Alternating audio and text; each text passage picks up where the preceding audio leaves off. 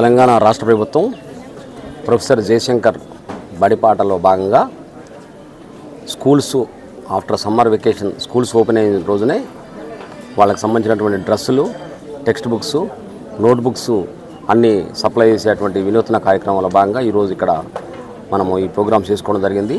దయచేసి విద్యార్థుల తల్లిదండ్రులు ప్రైవేట్ పాఠశాలల వైపు మొగ్గు చూపకుండా ఇక్కడ ఉన్నటువంటి అన్ని ఫెసిలిటీస్ కూడా గవర్నమెంట్ తరఫున అన్నీ ప్రొవైడ్ చేస్తున్నారు. కాబట్టి ఇక్కడ ఉన్నటువంటి వాళ్ళు హైలీ క్వాలిఫైడ్ స్టాఫ్ ఉన్నారు, మంచిగా విద్య అందిస్తారు, సిస్టమేటిక్గా ఉంటుంది.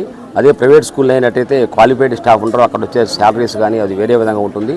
ఇక్కడ దయచేసి విద్యార్థిని తల్లిదండ్రులు, పేదవాళ్ళు అందరూ కూడా ఎక్కువ మంది ఇక్కడికి వచ్చి ఈ ఫెసిలిటీ ఉపయోగించుకొని మంచిగా వాళ్ళు ఆర్థికంగా పిల్లలు మంచిగా డెవలప్ అయ్యి పిల్లలు హై స్టాండర్డ్గా ఎడ్యుకేషన్ పొంది వాళ్ళ సొసైటీలో మంచిగా ఉన్నత స్థాయిలో పోయే విధంగా ఉన్నటువంటి గవర్నమెంట్ స్కూల్స్కు పంపించాలని పేరెంట్స్ అందరికీ రిక్వెస్ట్ చేస్తున్నాను.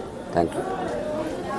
కోఆపరేట్ చేసి తప్పకుండా మన గవర్నమెంట్ వ్యవస్థ ఎలా అయితే మన గవర్నమెంట్ హాస్పిటల్ ఇప్పుడు ఎంత స్ట్రాంగ్ అయినాయో, ఉదాహరణకి మన గవర్నమెంట్ హాస్పిటల్ అంతకుముందు 30% డెలివరీ అయ్యేవి, ఇప్పుడు 75% డెలివరీలు గవర్నమెంట్ హాస్పిటల్ అవుతున్నాయంటే గత 5 ఏళ్ళలో జరిగిన మంచి పని.